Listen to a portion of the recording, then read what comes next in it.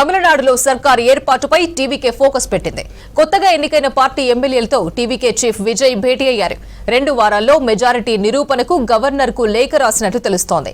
విజయ్ ఏ పార్టీతో కలిసి వెళ్తారనేది ఆసక్తికరంగా మారింది. అటు తన గెలుపుతో విషెస్ తెలిపిన ప్రధాని మోదీ, రాహుల్ గాంధీకి కృతజ్ఞతలు తెలిపారు విజయ్.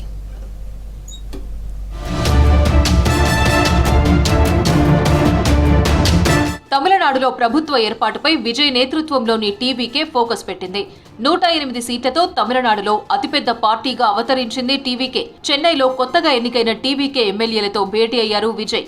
శాసనసభాపక్ష నేత ఎన్నిక, ప్రభుత్వ ఏర్పాటుపై ఎమ్మెల్యేలతో చర్చించారు. ప్రభుత్వ ఏర్పాటుకు అవసరమైన మెజారిటీ లేకపోవడంతో విజయ్ ఏ పార్టీతో కలిసి వెళ్తారనేది ఆసక్తిగా మారింది. ప్రభుత్వ ఏర్పాటుపై చర్చించేందుకు విజయ్ గవర్నర్ అపాయింట్మెంట్ కోరినట్లు అధికారిక వర్గాలు తెలిపాయి. 2 వారాల్లో మెజారిటీ నిరూపించుకుంటామని గవర్నర్ కు రాసిన లేఖలో టీవీకే చీఫ్ విజయ్ స్పష్టం చేసినట్లు తెలుస్తోంది. 108 స్థానాల్లో విజయం సాధించి అతిపెద్ద పార్టీగా అవతరించినప్పటికీ ప్రభుత్వం ఏర్పాటు చేయాలంటే టీవీకేకు మరో 10 మంది ఎమ్మెల్యేల మద్దతు కావాల్సి ఉంది. కాంగ్రెస్ అగ్రనేత రాహుల్ గాంధీ ఇదివరకే విజయ్తో ఫోన్లో మాట్లాడారు. మరోవైపు వామపక్ష పార్టీలు కూడా టీవీకే నేతలతో అంతర్గత సంప్రదింపులు జరుపుతున్నట్లు తెలుస్తోంది. టీవీకే ఎవరి సాయం తీసుకుంటుందనే విషయంపై త్వరలో స్పష్టత వచ్చే అవకాశం ఉంది. చారిత్రాత్మక విజయం సాధించిన టీవీకే చీఫ్ విజయ్ తన గెలుపుపై స్పందించిన జాతీయ నేతలకు కృతజ్ఞతలు తెలిపారు. తనకు విషెస్ తెలిపిన పీఎం మోదీ, ఎల్ఓపీ నేత రాహుల్ గాంధీలకు విజయ్ ప్రత్యేకంగా ధన్యవాదాలు తెలిపారు.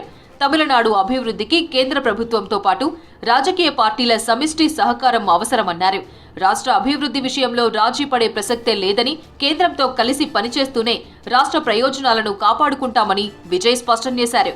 ప్రజాసేవలో రాజీ పడకుండా అత్యుత్తమ ప్రమాణాలకు కట్టుబడి ఉంటామని విజయ్ హామీ ఇచ్చారు. పారదర్శకమైన పాలనను అందించడమే తమ లక్ష్యమని చెప్పారు టీవీకే చీఫ్.